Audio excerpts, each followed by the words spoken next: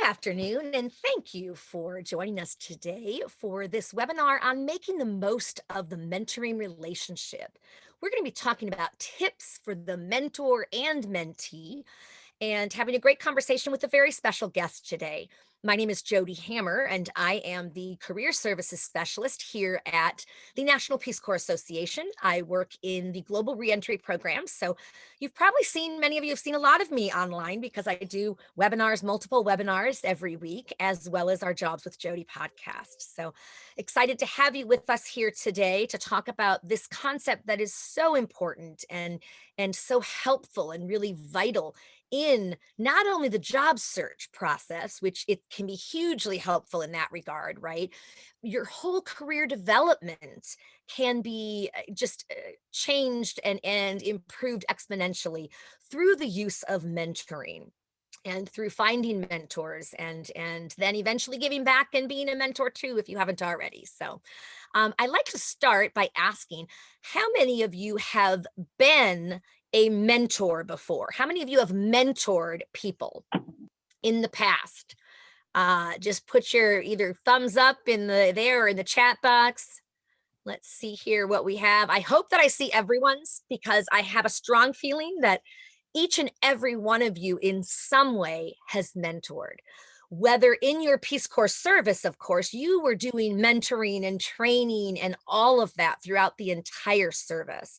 So I'm fairly sure that all of you have at least mentored one person or multiple people already. So you already have some insight into that, but we're going to really spend more time talking about the whole process of mentoring, the whole what tips can make it most effective, how to find the best mentor, all of those kinds of things today. So let's go ahead and get started. I want to start really briefly by defining mentoring. So I'm asking the audience, what is mentoring? What do you think mentoring is? And just drop your comments in the chat box if you would be so kind. That would be great. See if mine will show up here. Sometimes it doesn't.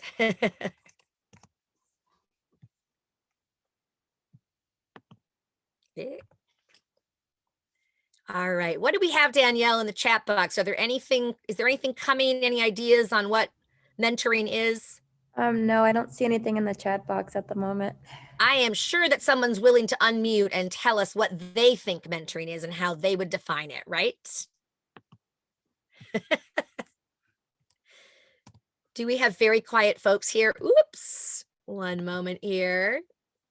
Do we have really quiet folks here today? My chat box isn't showing when I'm in the screen mode, but I'll try to get that back on here.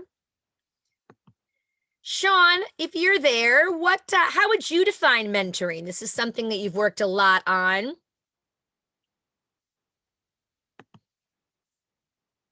If you can unmute yourself and share again, that would be awesome. Yeah, sure. Can you hear me?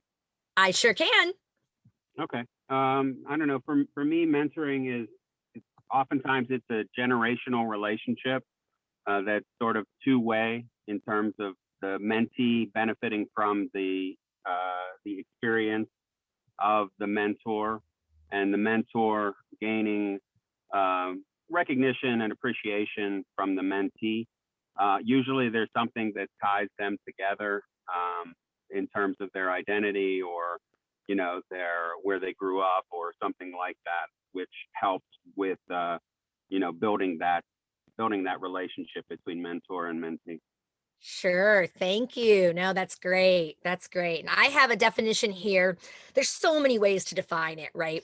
One definition that I have here is, a process where a more experienced person in some way, right, who has maybe extra insight, knowledge, life experience, supports another person's development outside of the normal, like line management, like supervisor and the person that's reporting to that person. So it's outside of that general relationship, right? It may be something that you have at work, and that's wonderful. It may be, and oftentimes, I would say just as often, is external and it's outside of work altogether. And there's a lot of ways that you can find mentors, and we'll talk a little bit about that later as well. So that's how I really define it.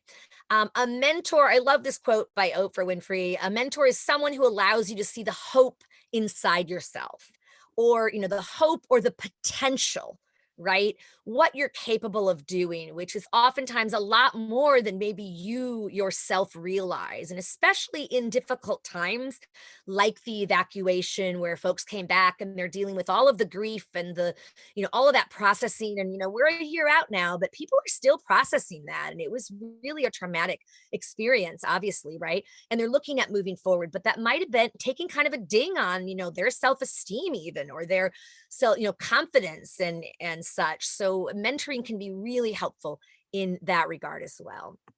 So absolutely. Another graphic that I just like when you're talking about a mentor and what a mentor is, there's so many roles they can play, right?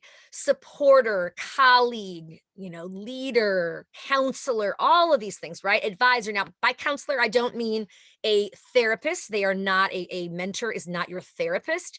A mentor is somebody who might be able to counsel you on maybe ways to get into a certain career, or steps you might take to get into graduate school, or how you can increase your performance in a certain area, how you can learn something that will help you go further in whatever way. So it's somebody who's a guide, if you will, or a champion, right? Somebody who has your best interest at heart. That's what a true mentor is, right? A role model and networker and all of those kinds of things. So that's how I define it.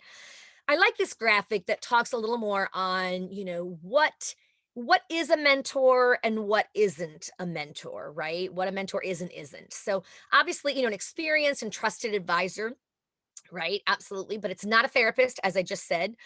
It's an ally, somebody who really remains positive and believes in the mentee and your potential, and even in difficult times, right? And it's not a one way relationship. And I think Sean will probably address that a little bit later as well as myself. But it's not just it's a mutually beneficial relationship. And I actually have a graphic later that we're going to talk about. How does it help? How does mentoring help a mentor? Because it does. There's a lot that they get out of it as well, above and beyond just that ability to help somebody in need, right? So there's a lot of reasons why mentors also do it, and there's a lot of good that comes out of it. There's really kind of an umbrella when you think about mentoring, right? So you have this coaching, role is one of the words that people associate with it, and there's a whole movement of coaching, right, these days, and people have heard more about that. And so there's this coaching versus mentoring, right? And a coaching is oftentimes an ongoing, and like the coaching professional, it's a paid, generally a paid type of service, where they're working with you and helping you reach your goals in more of that formalized kind of environment. A mentor is, or should be, generally speaking, a mentor by nature is somebody that's a free relationship. That is they're engaging in it out of the goodness of their heart, and they're maybe getting things out of it as well, but there's not an exchange of money, generally. And I would avoid, if you're looking for a mentor and somebody wants you to pay them, that's not really a mentor. There's there's somebody that's going to be able to advise you and have that extra insight. As Sean was saying, it's oftentimes there's it's somebody who's more seasoned, who has more experience, right? Who's sharing with somebody who's new, or somebody who is trying to get into that line of work, and they're looking to kind of, find out, how did you do it? What worked for you? What was the biggest challenge? What do you like most about, your area? Those kinds of things, where they can mentor you on those and help facilitate the process of you thinking about where you want to go and maybe what you want to do. And again, there's the career coaching, and then there's mentoring, and there's all kinds of different sectors of mentoring. So it can be in different areas of your life, right? And then sharing experiences, right? You're obviously sharing experiences within a mentoring relationship. You're sharing a lot about, you as the mentor, if you're the mentor, but you're also learning about the mentee, and the mentee. As a mentee, you're sharing about yourself and your background, your skills, your challenges and, including sometimes maybe failures and how you might be able to weave those into your success. And that's one thing that Sean's going to talk a lot about when we get to him in this presentation as well. Sean Contella, he has some really good views on that, and I think you'll get a lot out of it. So, the types of mentoring that we have, right? You have your traditional one on one mentoring, which is probably the most common, right? When you think about a mentor relationship, you think of that one on one relationship with somebody. And them doing the helping you in some way with advice, their experience, all of those kinds of things, and that's awesome.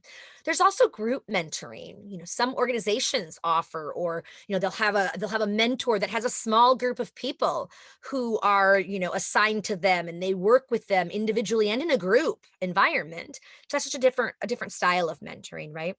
There's peer mentoring in organizations, and a lot. And what I like about this is an example of sometimes where many times when people think of a seasoned person mentoring someone else, you think of that generational, that the mentor is always the older one and the mentee is the younger one, right? And there's nothing wrong with that relationship, but there are times certainly where a younger person, right, may be more of an expert or have insight into a certain area, and they might be actually mentoring, peer mentoring people they work with who maybe don't have that skill. A classic example would be like technology, right? The digital natives, folks who literally grew up from, I mean, birth with technology, have so much insight, and can, I mean, whew, wipe me, off the face. I mean, they could help me so much, and other people who maybe have knowledge in different areas, but they're not, as well versed as folks who are, they know all these different programs and such. So you see those examples where people can, be mentoring their colleagues and helping them get up to speed on Trello and Slack and all these different programs that are important to know. So that can be great. And then distance or e-mentoring. Well, in the life of COVID, I should just replace that with and say COVID e-mentoring, because that's basically what everything is today, right? Everything is done online. There's really not much of anything that is going on in person, and it's slowly changing, and we're looking forward to that. But for now, it is online. The benefit for you of that is you don't have to necessarily limit your desire, you're looking for a mentor. You don't have to limit it just to somebody who's local in the local area here. You could be talking to somebody in California and you live in Washington or wherever, right? Um, so you can definitely kind of go broader in that regard, which is nice as well. And with today's technology like Zoom, even moving forward post COVID, it's nice that you would be able to kind of consider having somebody further away and still see them and have connections. So reverse mentoring is more, that kind of the flip side. It could be considered, it can be kind of related, if you will, to the peer mentoring, right? The reverse mentoring where there's something that maybe the mentee has that you don't know, and it could be this reverse thing where they're helping you too, because again, it's this mutually beneficial relationship it's designed to be, right? So don't think of it as you're going in as the needy mentee. I have nothing to offer. I need them to help me get a job or do this or, whatever. That's just not the case, right? That's clearly there are things that, you'll be able to connect with and probably share with them and teach them in a way. And then you have lastly on this graphic anyway, speed mentoring, which I'm not sure if any of you have done speed mentoring, but Society for International Development, which is an organization out here in DC, they do a lot of speed mentoring. They actually have an event coming up, I believe. It's either the very end of this month or into next month, but it's SID Washington, Society for International Development, and the Washington chapter is doing, there's different chapters too, but they do a lot of really good trainings. They're the ones that put on the large career fair, the job fair that they allowed RPCVs to attend for free, which was awesome. They're really good people. So if you're interested in that, you can certainly look it up. I don't know if you have to be a member, or but you could certainly, ask and explain that you're a Return Peace Corps volunteer. They do love their RPCVs. So, but they do some. Also, the local affiliate groups. Many of the affiliate groups do have mentoring programs, right? So I would encourage any of you to look at I mean, many, when I say many, I want to say out of the affiliate groups, right?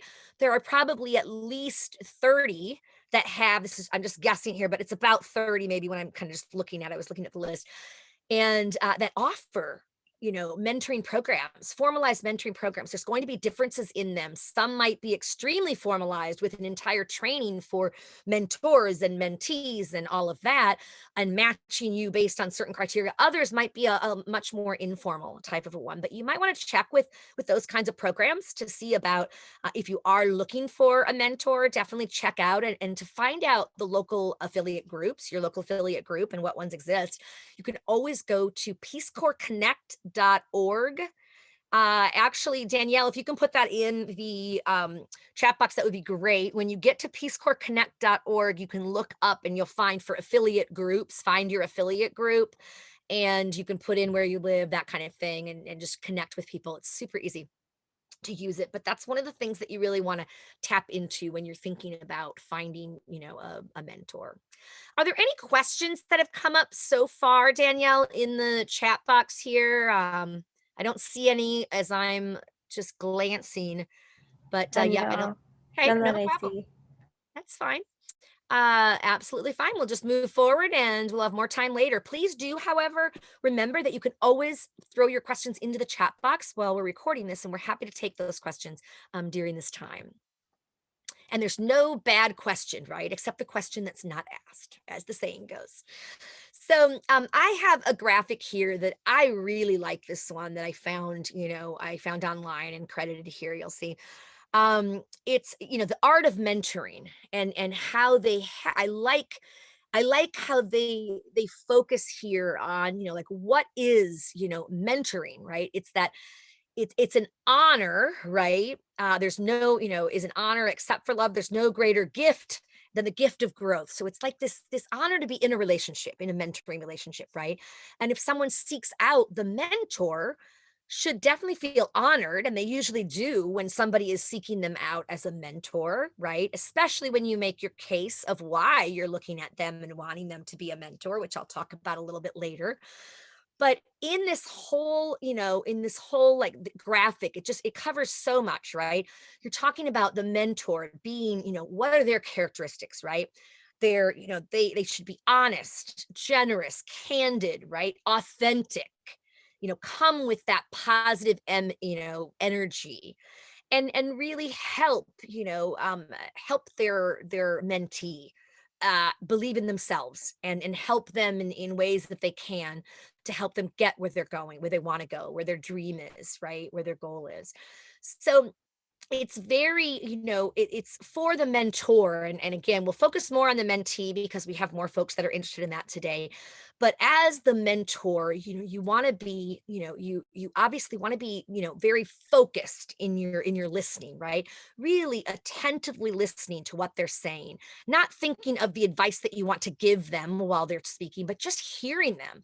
Where are they coming from? That's the most important part, right? What are they looking for, first of all, in that mentor, when you talk about that, but when you're actually doing the mentoring, right? It's that open dialogue and communication, and that environment of trust. You want them to be able to really tell you as it is, not how they think you want to hear it or as it should be, but what, as it really is. So that's super important. It's a learning partnership, right?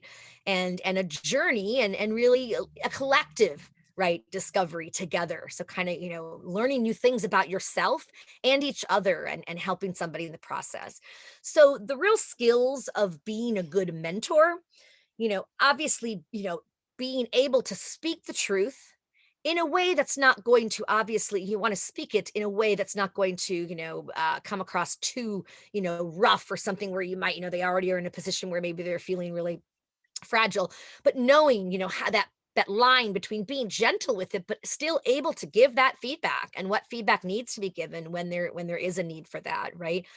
and come from, a place of abundance and of, wanting to help and, just being courageous and a good model for them, role model for them to be able to be courageous and truthful and dedicated and really, helping them find their passion and be passionate when you're working with them, trying to help them find that as well. So I really like that graphic. So let's look here a little bit at kind of some of the skills and the shared core skills that I think are really important. Again, I like this graphic that talks about as the mentor, which we've been talking a little bit about the mentor skills, right? So the mentor has that ability, right, to and their skill and what are the things, one of the many things they're bringing to the table is going to be helping with opening doors, helping your mentee feel, like get connected to people, to organizations, to, that can help them or that can be of interest. Maybe, they had no idea about an organization that works in your passion area and then they go and check it out, right? But also, helping them, develop their skill set, and all of that, providing corrective feedback, in that, truthful way and a supportive way. And then obviously, holding them accountable. This is one of the things that I think is important when, you want to plan the goals together, have them, right, building, planning what it is, but you can be that person that's external, not in a like teacher, you didn't do your homework type of way, but rather, knowing what, okay, this is what we decided we would do. Step one, step two, whatever. This, you gave them the referrals, and then they were going to, act on that and come back with you. So the next time that you touch base, you would want to be able to follow up and say, hey, how did it go? We left it last week at whatever. How did that go for you? Or maybe they start the conversation. I mean, it doesn't always have to be you either. They might come in and start it and say, hey, just want to thank you for the contact that you gave me. I went to them and really had a good, chat, whatever, right? So but you can help them, hold them accountable. I used to do and I've done even, recently an accountability coffee hour with another person working right in the same kind of situation where it's really helpful. We come together, we talk about, okay, this week I'm going to and this is my agenda and whatever, and then you're telling it not only to yourself and writing it down, because let's face it, it's easy sometimes to just push that to next week and the next week. And this was really helpful for me in the past, even in my own job search, right, where taking time off and then thinking about getting back into, and okay, this is what I need to do to get back into a job, and keeping accountable, because it's so easy to push those off. So when you have a friend, this can be a friend, a coach, a mentor, right? This, your mentor could help with this, as much as it could also be a friend keeping you online, where you're like, okay, this is where we left last week. How did yours go? It doesn't mean you had to get it done. Don't lie to them. Let them know if you didn't get it done. You know what?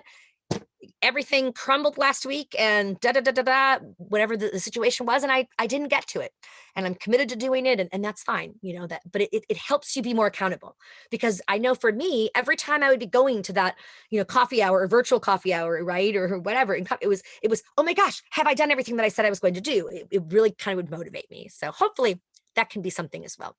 Now, from the mentee perspective, which many of you said you're looking for a mentor, so you're coming at this from the mentee perspective, and that is, you bring that, hopefully, that learning quickly, right? You're an RPCV, you're quick on your feet, I'm sure, and can, you're resilient and resourceful, all of those things, right?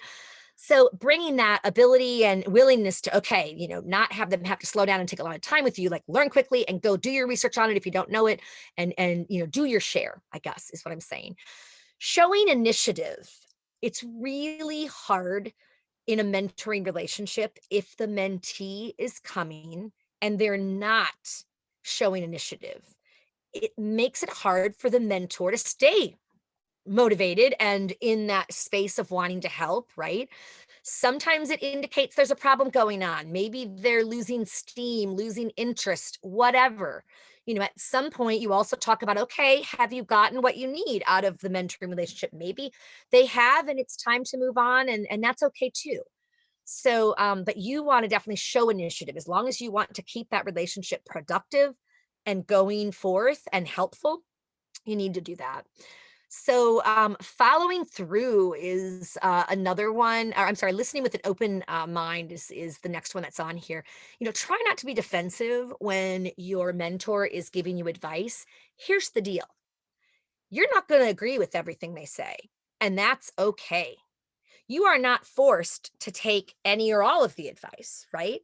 But you do owe it to them to be respectful and listen to the advice and maybe say, wow, that's an interesting perspective. I hadn't really thought of that. And you might even, be able to dialogue, tell me how this might work. And does that, have you ever had this happen? My fear with that might be, you don't have to make it this defensive. That's wrong. That's dumb, obviously. So listening with that open mind, because sometimes, they're giving you suggestions that maybe are a stretch for you and it might make you uncomfortable, which we'll talk about as well. But do that as well. So, and then following through, of course, is important, and really managing the relationship, right? But you shouldn't be really the one that's expected to be organizing and preparing, like, for your mentoring sessions. It really should be driven, as the mentor, it should be driven more by the mentee. So you really are managing that relationship and that day to day. Like, think about, before you go in and have your meeting, what do you want from this meeting? What kinds of information do you want to get out of them, so that they can feel like it was productive and a productive use of their time, right? And don't take more time than necessary. Try to watch, obviously, body cues. If they don't have a lot of time, or if you agreed on a certain period of time, make sure that you stick with that. And then the in between here, the kind of, shared core skills, that listening actively, you're setting career goals, building trust together. That's a whole process, right? Encouraging each other, and maintaining that kind of sense of humor, or, that levity to some degree is key. So, any questions coming into the chat box yet, Danielle? I don't see any. No, no All questions. right, we've got crickets here. Come on, folks. If you do have questions, put them in. Maybe, I don't know, maybe these graphics are going to answer all the questions for you, but I always like folks to ask whatever questions you have. So just let me know if a question comes in. This is another really good graphic quickly on, why mentor, right? Making, for the mentor here on the left side of the screen, right? Making a positive difference in someone else's life, right? It can be part of your kind of legacy, that kind of giving back too, right? Expanding your networks, and there's so many good reasons for it, right? Building your own leadership skills, that can be really helpful. A lot of times when you're going for jobs, they want you to have experience with leadership, well, and guidance, and maybe, mentoring and coaching, that kind of thing. So, and guaranteed you'll learn from your mentee as much as you give as well. So I love the one, of course, changing the world, right? Giving back and changing the world. That's Peace Corps, right?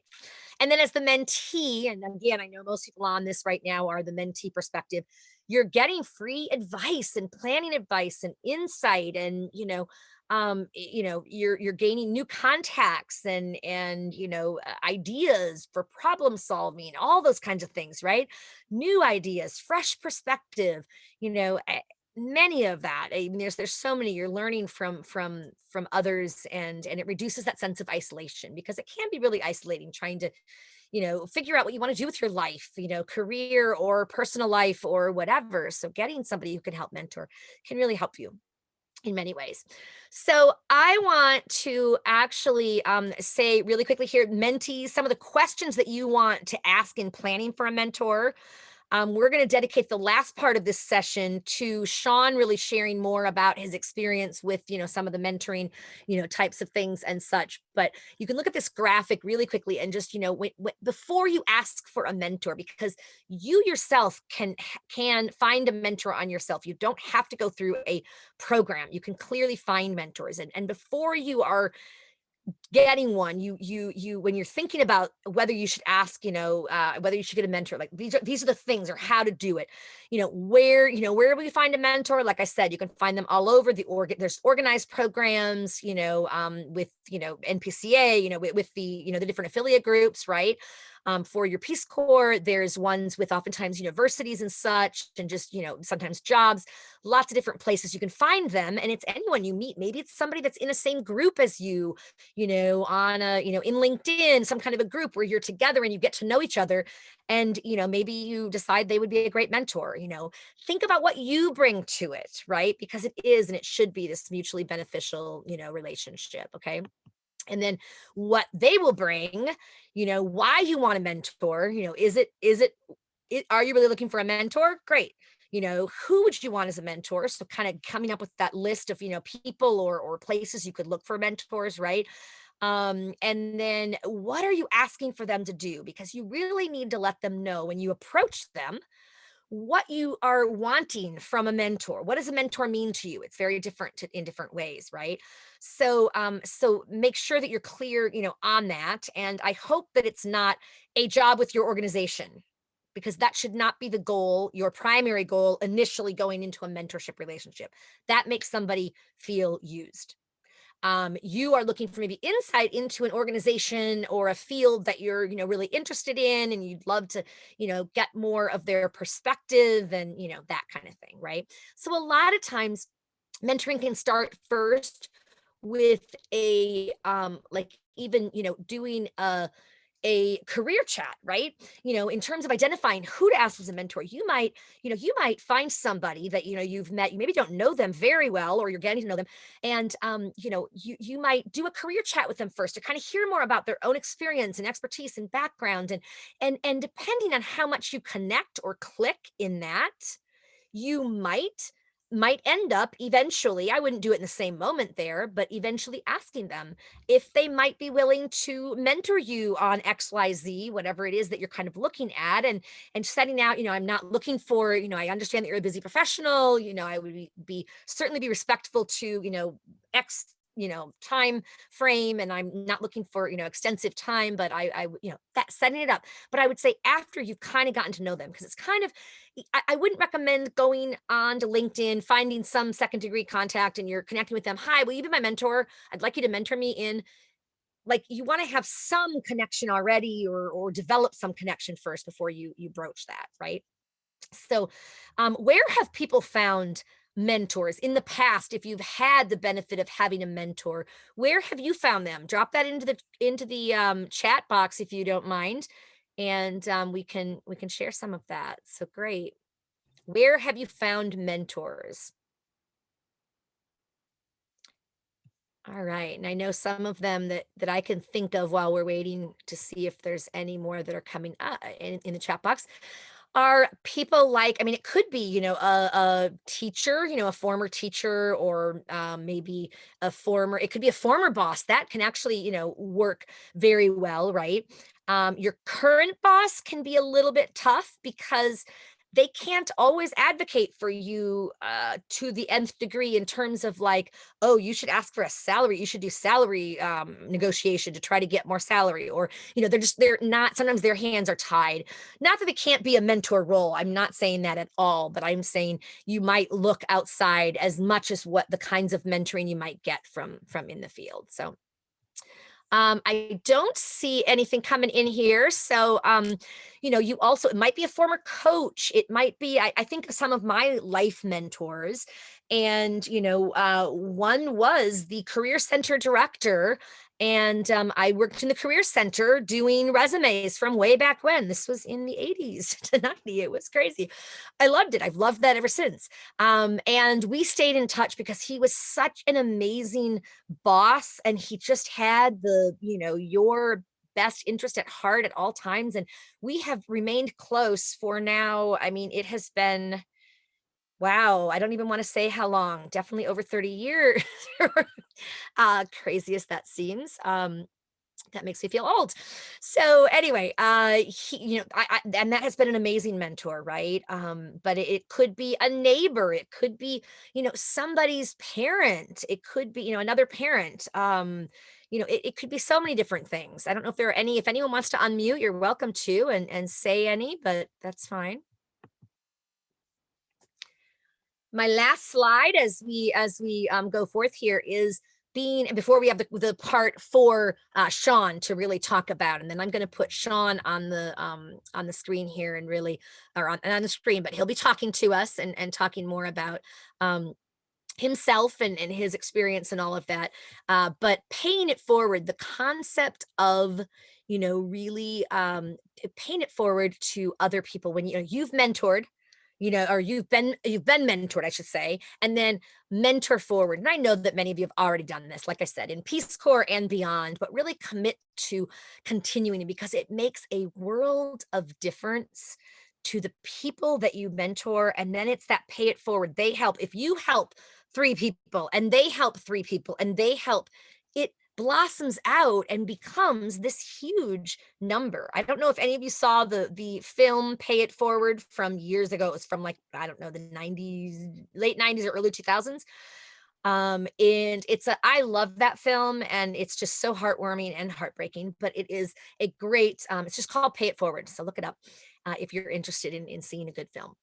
So are there any other questions that have come up on mentoring, anything that we haven't covered yet before I go ahead and let Sean do more of the talking here?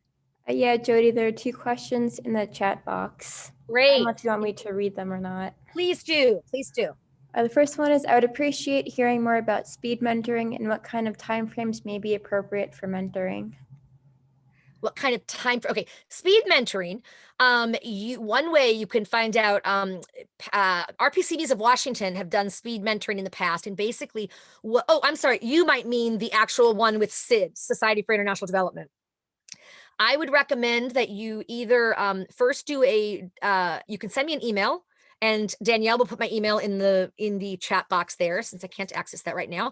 And you can definitely reach out to me, and I can forward you, and just put in the subject line, make sure to put speed networking, SID speed networking, and I will forward that on for you or get you the information, right? You could also do a Google search on just Society for International Development or SID Washington. I think it's SIDW.org is their website, I think. But just look there and they'll have information on it as well. But how it works is it's very short. Like, what you do is I might actually be participating as a mentor, a speed mentor for them in this event. And you are there as the mentor's there, and they cycle through whatever number of times for a very, like, this one I think is going to be 10 to 15 minutes. So it's like a 10 to 15 minute slot. So it is not a traditional mentoring where it's like this ongoing longer term type of relationship, right? So it is pretty brief, but you want to come prepared with, like, what are your questions that you want to ask? You can look up, you'll get the person's name in advance so you can know about them and make sure that you can ask about those things. And then in the end say, would you mind if I followed up, at a later date for if I have additional questions, and get their information. So you can totally do that as well. Does that make sense? I hope. All right. And what was the other, or was there another part of the question or another question that was in there? Yeah, there was another question. It was, do you have any advice on how to start a mentoring program at the workplace? Ooh, to start a mentoring. Wow, that's a great question. I would probably say, and I'm going to actually defer to Sean if he's on this one as well, because he has done that successfully at the workplace. But I will first say I would recommend talking to, obviously, your HR department and your supervisor, and kind of, I guess it depends on, are you trying to do it company wide? Are you trying to do it for a certain, department? Whatever the answer is for that, get their buy-in to say, hey, I'm wondering if we might want to consider, a mentoring program. Do your research beforehand so that you can maybe even talk about what's involved with starting one, and you can get a lot of information online on that. The time commitments, that kind of thing, and then kind of bring that and say, I would love to propose doing, and people, and that's a great example of you being, like, determined and take the ball and run with it, and, like, really developing something that would be really strong for your resume too. That's something that you could put on your resume: designed, implemented, and evaluated, or designed and implemented, whatever, mentoring program, workplace mentoring program to allow XYZ and whatever, right? For 25 participants or whatever it was, where that's something that would be a concrete accomplishment for you as well, which is awesome. Sean, do you have anything to share to that? This is actually a good transition because it allows us to get a little more into what you were going to share. Sean Contella is a special guest here for any of you who entered, a little bit later. You might have missed his initial introduction, but he is a he's very accomplished and has really had a lot of roles with Peace Corps, and he's so humble. You'll hear that when he talks, but he's done a lot of great work in mentoring, and that's one of his passion areas. His heart is just in this 100% for mentoring, and that's what I really love about talking to him. I get excited when I hear him talk about the importance of mentoring and being real and bringing it, to the work, to Peace Corps, because he really brought it to Peace Corps in when he was living in Africa. He's lived in Africa. His professional 23 of his professional years of his life have been spent living in Africa. He's just gotten back fairly recently, and I'm going to let him introduce himself a little bit more, and then go into, if you wouldn't mind, Sean, answering that question first about workplace. I know we don't have a lot of time here, and I apologize. It's Yeah, exactly. we gotta, yeah. So go ahead and Okay. just if you can take maybe that question about like working. How did you do it? How did you start the Peace Corps, the mentoring program at Peace Corps, and what was it designed to do, and how did it work? Well, I mean, with respect to Peace Corps, we're talking Ghana when I started it up, and I worked with some colleagues who coincidentally work with NPCA now, to find out about their mentoring programs and whenever they were in different countries. The point for me was, it was really all about identity. In Ghana, we trained 3 groups of volunteers a year. So it was small groups, it was very individualized, but we were running into the same challenges each and every time, with different groups of Americans, with African American volunteers, with Asian American volunteers, with LGBTQIA volunteers. And so we felt it was really important to have an opportunity that, if invitees wish to be linked up with a volunteer who identifies similar to them, then there would be a confidential way for them to convey that information, and we would connect them with a mentor who wanted to connect with them. It didn't have to be about identity. It could also be about sector. Sure. It could also be about geography, if they just wanted to have a friend that was nearby to where their site was going to be. So those are the sort of 3 categories. In the workplace in the U.S., I think you go with your affinity group. A lot of organizations have affinity groups, and that would be a logical place to try to start a mentoring program. Of course, HR, of course, your boss, all that. But when you're talking about sort of what's the programmatic aspect, I would say that if there are affinity groups of fellow employees, that would be an area that I would want to start. So I wanted to talk a little bit about strategies to solidify the mentor-mentee relationship. Like any relationship, both parties need to be open and to learning and growing together, and also committing to overcome the speed bumps that are inevitably going to happen along the way.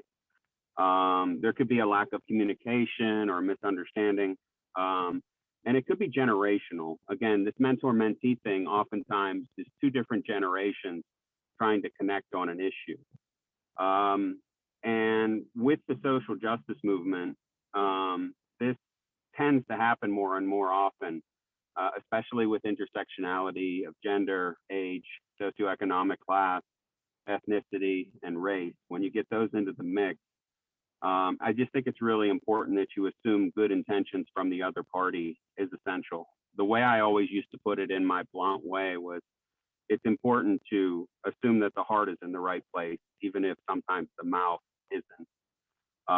When you're dealing with generational mentors, I think that's really essential, because the relative bubbles that we choose to live in, those mentors might not be in that bubble. They may be busy, they may be raising a family, they may be the vice president of an organization, and they haven't had the time, or perhaps, unfortunately, the interest to do further study on the social justice movement. And that's an area where a mentee can actually mentor the mentor, so long as they withhold judgment from their mentor and work with them, so that the mentor also can become more attuned to the social justice movement. But if you go in expecting them to be at the same level as your friends at college or in the Peace Corps, I think oftentimes you're going to be in for a rude awakening, and it may cause issues of sensitivity on one side or the other. And so it's best to avoid that because you're both trying to get something positive out of the mentoring relationship. That's great. Um, yeah. That's great, Sean. And the other thing that I wanted to ask you about, I know we wanted to have you chat on was the role of the value of being vulnerable and Yeah. acknowledging failure in yourself Yeah. as well, to not hide that from a mentee, but rather let them know, hey, I failed and here's how, and this is what I learned from it. Can you tell us a little more about that? Yeah, certainly. So for the mentors, but also the mentees, I mean, showing your vulnerability is crucial. If there's a big age gap, an experience gap, relatability, it's going to be a challenge. And, in the ideal circumstance, your mentees really looking to you as a model, but they may not see that path to get to the level that you're at, especially if as a mentor, you're not vulnerable. Maybe you're a 50-year-old country director or a vice president, but also that you were an 18-year-old whose girlfriend broke up with you like 2 weeks before the prom. You could be a guy that got railroaded on a previous job, or maybe you railroaded yourself because you hated your boss. These are the types of things that are really important to share in a mentor-mentee relationship once you have that trust. Even if you had a messy divorce, you had custody issues, you had something that sort of penetrates that shield that we all put up. It's really, really important for both sides to show vulnerability, because vulnerability is sort of what we can latch onto with each other. If the Right. mentee, him or herself, just puts their best foot forward, then what can we work with, really? I mean, you're perfect already, right? So we don't really need to work with you if you only show your best side. We need to hear what your fears are. We need to hear what your challenges are, because oftentimes those challenges are in your head. And a mentor can be experienced enough in dealing with those things, particularly if you identify in a similar way as that person, to really help you out, to sort of get over yourself and get over the issues that you may have. So I think the vulnerability on both sides is really, really important. Sort of the way that I explained it to Jody is that I think mentoring is replacing us.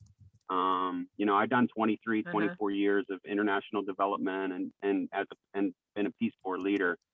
And I always put the concept of replacing me at the very top of list of things to do as a leader. Now, that wasn't in the 3 goals of Peace Corps, and I'm not real big on hierarchy, so I didn't care about that. I cared about mentoring people in Peace Corps so that they could replace us. And my replacement was always more diverse than me, and oftentimes they'd have a truly inclusive mindset, which to me is beyond just race and ethnicity and sexual orientation and gender, but it also includes socioeconomic class, it includes disability, hidden otherwise, it includes religious practice and even political leaning. That's when you really get into the diversity of diversity. And I think that that's quite crucial in a mentoring relationship. Also the replacement for you needs to be egalitarian, humble, culturally sensitive, and Yep. dedicated to paving the path behind them so that whenever they become a mentor, their mentees have a smoother go of it. You're going to fail.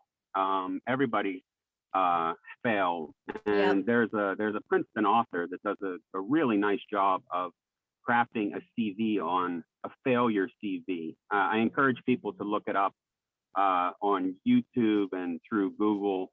I Ew. forget the name of the professor, but I used to do a PST session, my final PST session as a country director, and it was all about how to fail. And what Uh-huh. it did is I shared my CV of all the failures that I've had in life, from not getting cut from little league, up to losing a job in international development. And I shared that as a country director, Right. to be vulnerable, as I That's was on, amazing. the proverbial top of the hill, because I just thought it was really, really important for folks to see me in an egalitarian way, even though I Yeah. was country director. And that was the way that I would connect to people. Now, did everybody embrace that? No. I mean, some people looked at me and said, what a loser. But I'm cool with that, because I think that, vulnerability can be our greatest strength, so long as we value, so long as both parties value that particular vulnerability. Yeah.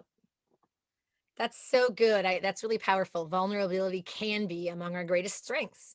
And yeah. Yep, absolutely. Thank you, Sean. That was great. I realize that we are up on the hour and you have driving to do, but I do want to ask, are there any other uh, thoughts you have on the concept of mentoring that maybe you noticed we didn't cover that are really important, or parting words of advice for folks here in this webinar?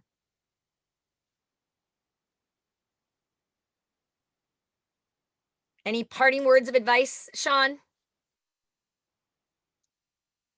No, I think it's great that some people are on the call and are interested in getting a mentor, and I hope that through NPCA or through other avenues that it works out for them. Mentors, and for me, and being a mentor has been one of the more rewarding, and consistent things in my life. And even to this day, even this morning when I woke up early, and there was a email from an old volunteer of mine in Ghana who was moving up in EPA, and he reached out and needed me to be a reference. But it was really nice to catch up with him. You can create lifelong relationships because of mentoring, and I think that that's just really important for all of us to keep in mind.